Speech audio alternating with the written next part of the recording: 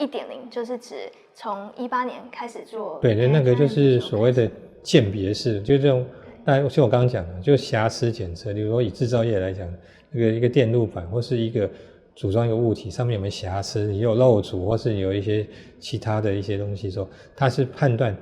对或错，有或无，这个叫做 1.0。那包括大家更早知道的叫做所谓人脸辨识，那诸如此类的，其实都算是 AI 1.0的它的一个定义范围里面，就是它是鉴别，就是就对跟错，有跟无。2.0 最重要的一个它的一个精神就是要生成，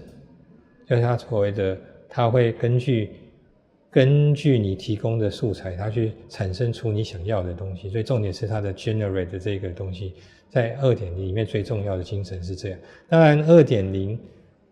初期目前我们讲的大语言模型，那就是以文字这种为主，但是到了后来大概今年又开始，大概年初的时候又有人推出所谓多模态模型，就是不只是这个所谓的语言文字部分，包括多媒体或影像啊、声音的部分这些。那目前我们在市场上看到很多都是属于这个所谓的创作型，就是说我们可以看到它帮你生成影片，